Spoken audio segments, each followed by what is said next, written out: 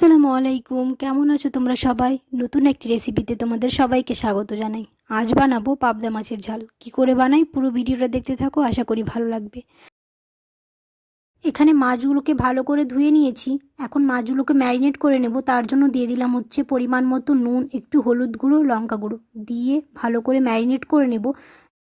Marinate করে 5 থেকে 10 মিনিটের জন্য রেখে দেব।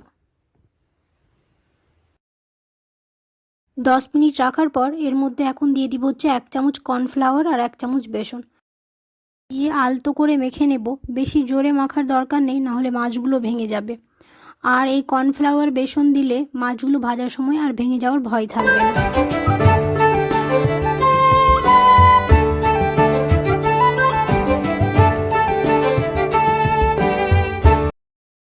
এখানে কড়াই বসিয়ে নিয়েছি আর কড়াইটাকে ভালো করে গরম করে নেব। তারপর দিয়ে দিব হচ্ছে এখানে সর্ষের তেল।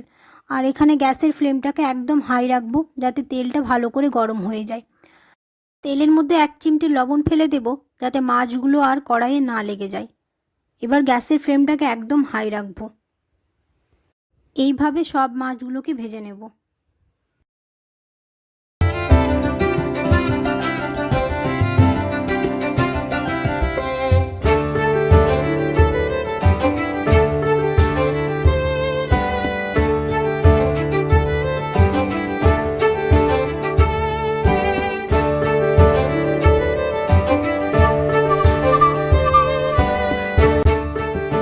সবগুলো মাছ ভাজা হয়ে গেল। এখন ওই তেলের মধ্যেই দিয়ে দিব হচ্ছে পেঁয়াজ বাটা আর দিয়ে দিব হচ্ছে আদা রসুন বাটা দিয়ে 1 মিনিট ভালো করে কষিয়ে নেব।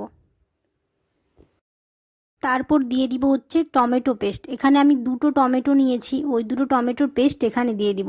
দিয়ে ভালো করে কষিয়ে নিব যতক্ষণ না কাঁচা টমেটোর গন্ধটা চলে গেছে আর মশলা থেকে তেল বেরিয়ে এসছে।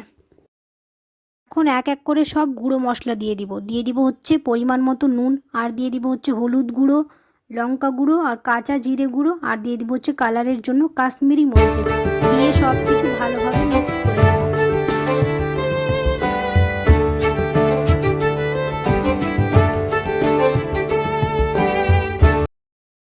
মশলাগুলো ভালো করে কষানো হয়ে গেছে আর মশলাগুলো থেকে তেলও বেরিয়ে এসছে। এখন এর মধ্যে দিয়ে দিব হচ্ছে জল, দিয়ে 1 থেকে 2 মিনিট ভালো করে কষিয়ে নেব। তারপর ঝোলের জন্য জল দিয়ে দিব।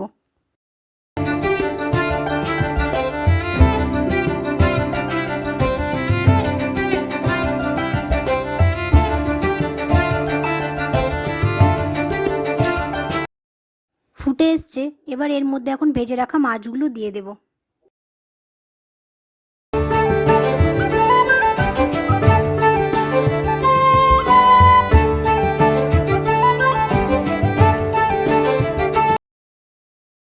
মাছগুলো দেওয়ার পর 5 থেকে 6 মিনিট ভালো করে ফুটিয়ে নেব।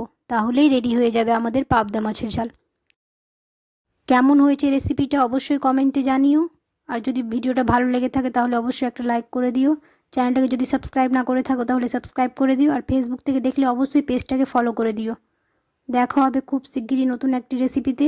সবাই খুব ভালো থাকবে। আল্লাহ হাফেজ।